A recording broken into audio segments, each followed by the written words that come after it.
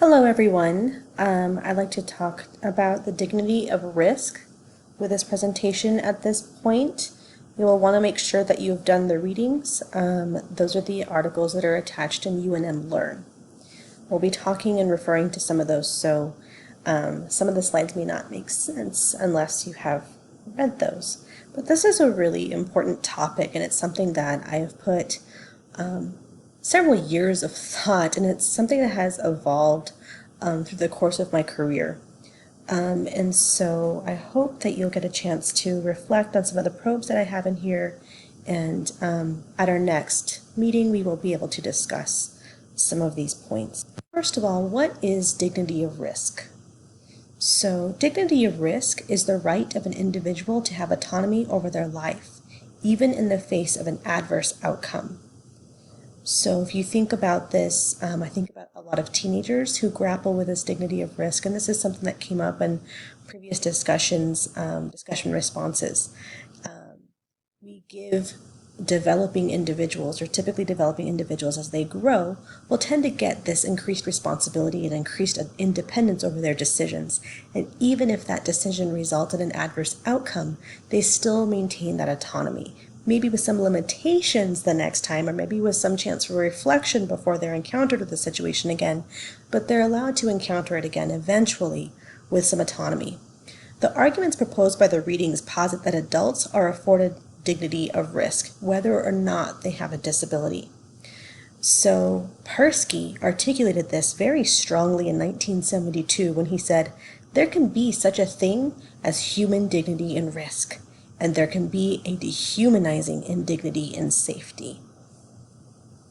So what exactly did Persky mean when he said that there's a dehumanizing indignity in safety? Well, think about the level of risk that you encounter in your everyday life. So for myself, if I just talk through each of these points, these are the points that the primary domains that he brought up in his article. For example, community engagement. This is concerning public transportation. This is concerning the stores I get to visit, the places I get to go, how I get there, and who I interact with. There is risk involved in every single decision I make, whether I get in my car and drive, whether I hop on a bus and have to navigate the bus system in order to get where I want to go, which places I decide to go to where I feel safe and where I can get my needs met, and then how I go about the process of grocery shopping, for example, knowing what things I need to buy, making sure I get the right things, making sure I have the right money, and making sure I know who to go to in case I need assistance in some way. All of that involves an element of risk. And when I was first going through becoming more independent in my community engagement, I made mistakes along the way. I got in car accidents and I didn't know how to handle the outcome of that, and maybe even didn't know how to exchange insurance information, didn't know how to call for authorities at that point in time, and relied on others to do that for me, and everything ended up okay, but there was risk involved and I didn't always have the best outcomes. However, I learned from those experiences. Same thing with our work. There is risk in the work that we do, whether we're starting a new job or we're doing a job we've done over and over and over again. We encounter a possibility of an adverse outcome every time we show up. Housing involves risk, and this is really interesting in the Persky article, where he talks about that individuals with disabilities were required to have a certain standard of housing that was compliant with their disability organization. And what was difficult was that it actually limited the potential for individuals with disabilities to get any housing at all. And so it actually diminished their potential for being independent rather than increase their potential to be independent, even though, for example, an ADA compliant house may have been more comfortable. Any house at all would have been dignifying. And then there's also risk in love and relationships. And again, this is another one that Persky articulated in 1972, and he specifically says, and you can see the language of the time, heterosexual love and relationships. And we know now that there's a continuum, there's a range or a variety of ways that people can express love and engage in relationships that's not necessarily heterosexual in nature or even sexual in nature or platonic in nature. There's a variety there.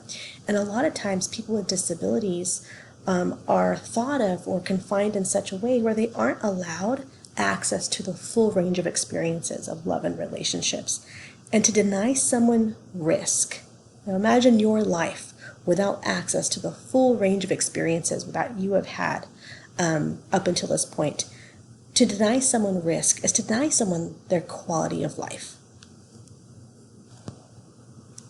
So I think it's really normal at this point in time to have some conflicting thoughts and think about, well, what if safety is compromised? We can't just offer free choice. We can't just give caution to the wind and let someone potentially get hurt or worse. And that absolutely is not the point that I am getting at here. What we need to think through in our position is, how do we prepare? And how do we not only prepare the individual, but how do we prepare the people supporting this individual throughout their lives for them to be able to maximize the amount of risk that they encounter on their own? So think about, when do we start to offer dignity of risk to anybody? Is it in childhood? Is it adolescence? Is it beyond? When does that dignity of risk really become something that is present? I can tell you from my own experiences as a parent, it's offered gradually, but it starts pretty much within that first year. And it starts with letting them explore a little bit further from you. Those first crawls that maybe venture out of your sight a little bit. They're nerve-wracking as a parent, but you kind of just sit and wait. As long as you know they're in a safe place, maybe in your home, kind of just sit and see what they're going to do with that.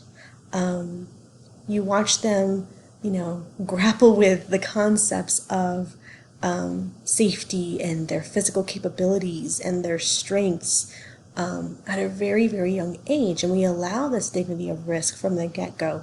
And I think when we have individuals who are developing differently, either in cognition or in language or in physical capacity, we tend to be a bit more cautious and overprotective at the same developmental points. This doesn't mean, though, that we never offer the same dignity of risk. It means that it happens on a different timeline. And what I'm advocating for is that we continue to push ourselves to evaluate that timeline to make sure that we are offering ample opportunity for someone to develop and prepare themselves for a dignity of risk. Another thing I want you to think about is this ever taken away? So we know that access to risk increases over time. So a baby is going to have a much different radius from their parent than an adolescent or adult. My kids can go to the end of the block now, as long as I can see them and come back. When they're an adolescent, they're going to be able to drive across town. And that absolutely terrifies me, but that's an element of risk I have to let them take on, because eventually they're going to move out of my house. So then we think about, well, is this dignity ever taken away? And of course it is. Of course it is. Through childhood, maybe some of us were grounded at a point in time because we made a choice that just simply didn't work out and we ended up in trouble. Maybe we had an adverse outcome where we got burned or hurt or heartbroken or something happened and we took a respite ourselves to maybe let ourselves heal.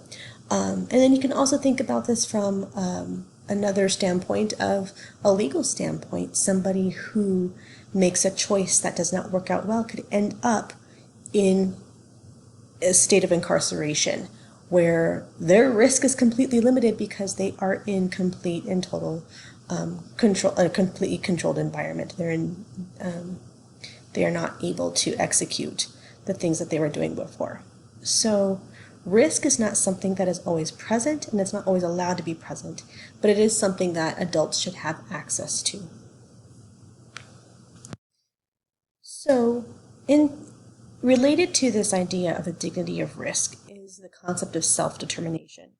And in the Schloss article, it defines self-determination as the ability of a person to consider options and make appropriate choices regarding residential life, work, and leisure time.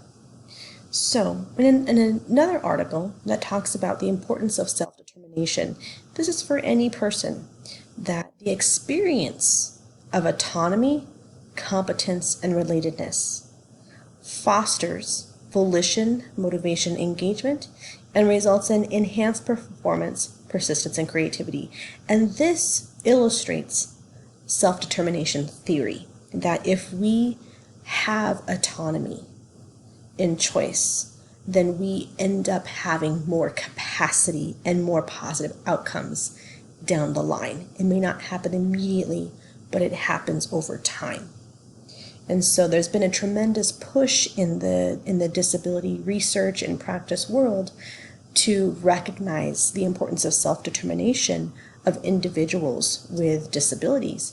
And this is in contrast to what we maybe have seen historically, what we might even continue to see today is something called learned helplessness, where people who are not given the dignity of risk, they are not given the element of choice, and are then just completely dependent on the actions and support from others. And so even in things where they could potentially do, like get their own plate for food, choose their own meals, pick out their own clothes, they have a sense of learned helplessness where they do not have the belief in their own autonomy to do even the most simple tasks. Particularly difficult about this, though, is that there is a very delicate balance between the risk and the benefits that are given to an individual. So advocates, caregivers, and providers must carefully balance between risk and benefits. Of course, there's a continuum of risks from minimal to the most dangerous, but there are also a continuum of benefits from small to tremendous.